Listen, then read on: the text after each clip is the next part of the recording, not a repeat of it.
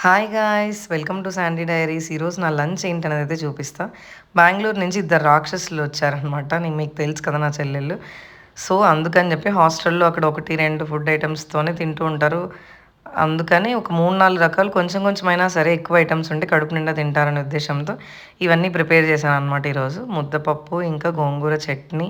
ఇవన్నీ ఏం combinations అనుకోవద్దండి guys. Hostel కాబట్టి హాస్టల్‌లోకి చేసిన 1, 2 రకాలను కూడా మేము మా లంచ్‌లోకి యాడ్ చేసేసుకుంటాం. ఎందుకంటే ఇంట్లోనే చేస్తాం కాబట్టి పిల్లలకి, మాకు పెద్ద వేరియేషన్ ఏమి ఉండదు. కాకపోతే ఇట్లా ఎవరైనా వచ్చినప్పుడు 1, 2 యాడ్ చేయాల్సొస్తుంది. లేదంటే అదే ఫుడ్డే మేము కూడా తినేస్తాము.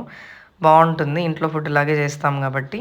గోంగూర చట్నీ, అన్నం, తర్వాత బీట్రూట్ తాలింపు, మళ్ళీ ముద్దపప్పు కూడా కలుపుకొని తింటే ఉంది గాయ్స్ వేరే లెవెల్. వీటన్నిటితో పాటు లిక్విడ్‌గా ఏదో ఒకటి ఉండాలి గదా! అందుకని చెప్పి మజ్జిగ పులుసు అంటే మజ్జిగ తిరువాత ఏసినా అనమాట. ఆనియన్స్, పచ్చిమిర్చి అన్నీ ఏసి టేస్ట్ అయితే చాలా బావుంది. నా చెల్లెలు ఫుల్ ఎంజాయ్ చేస్తూ తిన్నారనమాట ఈరోజు లంచ్‌ని.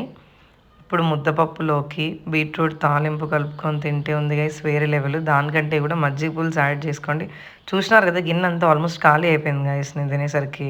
అట్లుంటుందనమాట మనతో మామూలుగా ఉండదు. మీరైతే మన ఛానల్‌ని సబ్స్క్రైబ్ చేసుకోండి గైస్. Stay safe everyone.